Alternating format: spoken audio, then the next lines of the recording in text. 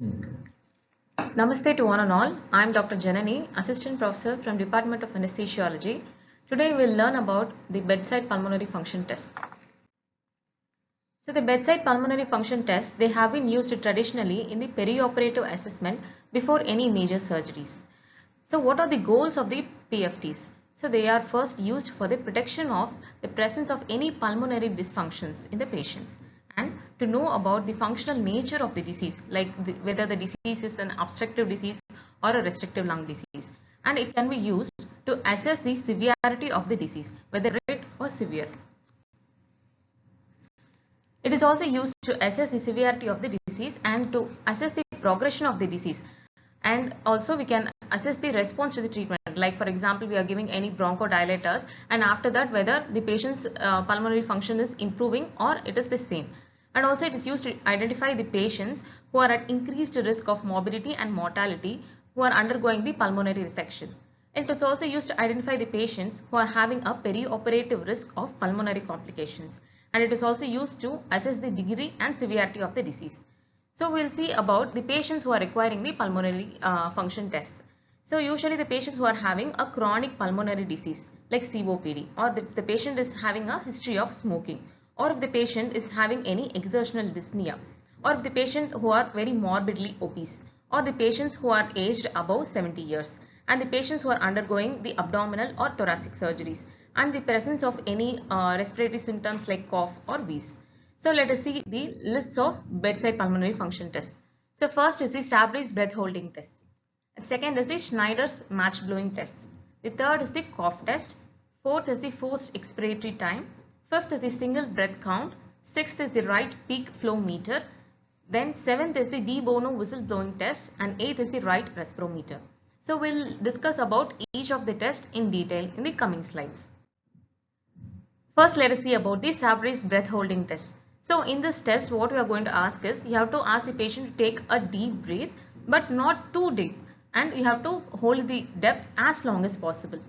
And when we have to interpret the results of the test, like for example, if the patient is able to hold the breath for more than 25 seconds, then it means that the patient is having a normal cardiopulmonary reserve. But if he is able to hold the breath only for a 15 to 25 seconds, then it means that he is having a very limited cardiopulmonary reserve.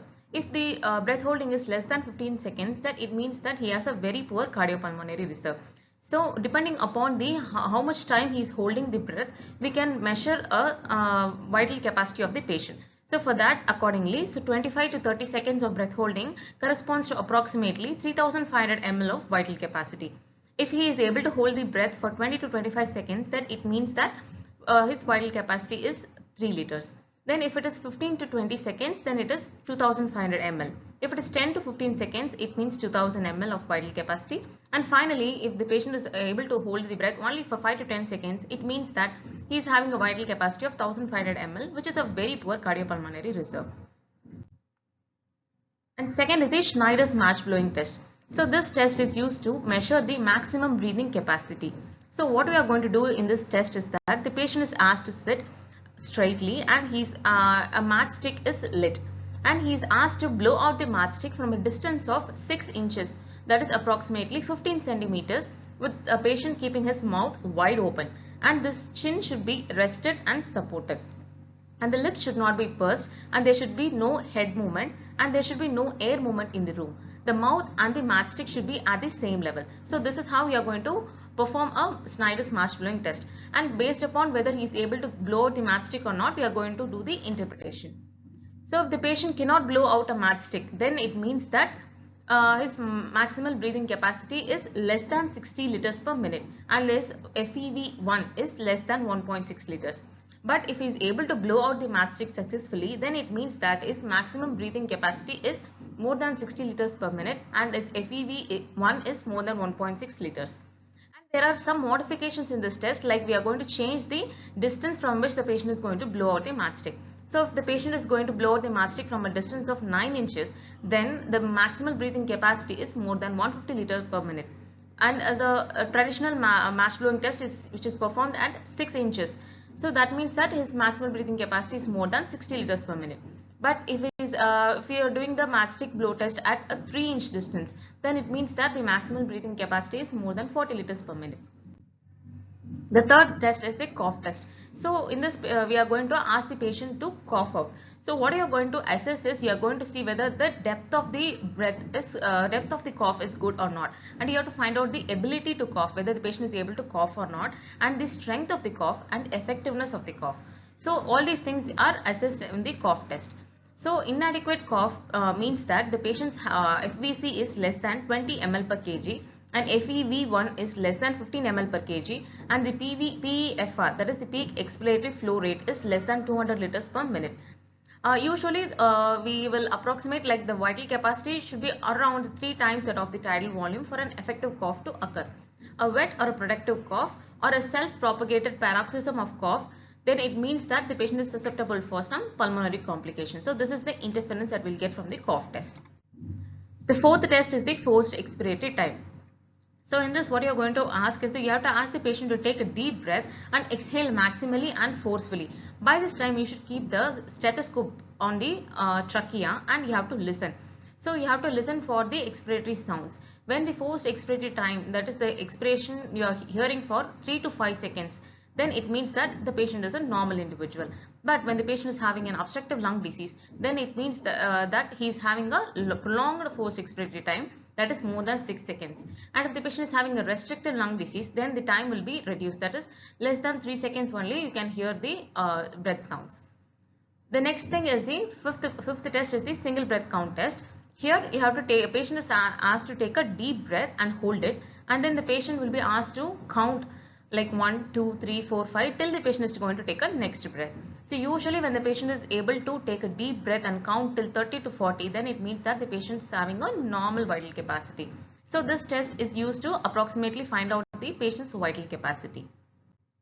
The sixth test is the Wright's peak flow meter. That means this test is used to measure the patient's peak expiratory flow rate, that is the PEFR. So usually in males, the peak expiratory flow meter rate should be normally 450 to 700 liters per minute, and in females the value should be 350 to 500 liters per minute. And then the seventh test is the de Bono whistle blowing test. So this test is also used to measure the peak expiratory flow rate. So in this we have a PEFR measuring machine that is designed like a whistle. So the patient will blow through a white bore tube, and at the end of the tube there will be one whistle, and on the side of the whistle will be a smaller knobs, and we have to adjust the knob. So when the subject is blowing, the whistle sound will be heard. So once we have to sound is heard, we have to adjust the whistle in such a way that the leak hole is gradually increased till that the intensity of the whistle disappears. So at one point the whistle sound cannot be heard. So that means that is the last position at which the whistle can be blown, and that value will be read, and that is corresponding to the PEFR of the patient. So this is how you perform a de Bono whistle blowing test, and we will get the PEFR value. The eighth test is the Wright's respirometer. So this is used to measure the patient's tidal volume and the minute ventilation. So this is also a kind of an instrument. It's a compact, light and a portable instrument. This can be connected to an endotracheal tube or a face mask. So this can be even used in patients who are in ICU and intubated when we want to decide for a weeding criteria. So at that time we will use this Wright's respirometer. So we will connect this respirometer to the endotracheal tube or the face mask, and then whatever the values that is recorded, so that will correspond to the minute ventilation of the patient. So at the end of first minute you will measure the minute ventilation. So for measuring the tidal volume, you have to make a calculation, that is usually the minute ventilation corresponds to tidal volume into respiratory rate. So in order to get the tidal volume, you will divide the minute ventilation by the respiratory rate and you will get the tidal volume. So this is how you are going to assess the tidal volume and the minute ventilation, and you will know whether the patient is ready for extubation or not. So what is the disadvantage is that it reads the very low flow rates, and low flow rates, the level of tidal volume or the minute ventilation, whichever is you are getting, is going to be low. And if the flow rates are very higher, then it means that the tidal volume and the minute ventilation which are measured by the respirometer will be overread. So this is some of the disadvantage.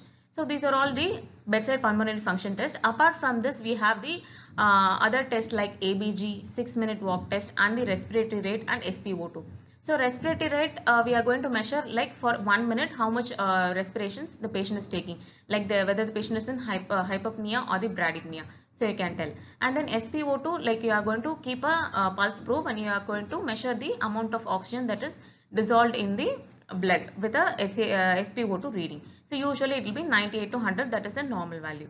And then you can ask for a 6-minute walk test wherein the patient is asked to walk for a period of 6 minutes, and then how much distance the patient is covering and what is the saturation initially and after 6 minutes. So that is being measured in the 6-minute walk test. And apart from this, you can also collect a ABG sample and you can measure the pH, PaO2, PCO2, bicarbonate, and you can know about the patient's respiratory status. So these are all the bedside pulmonary function tests. Thank you.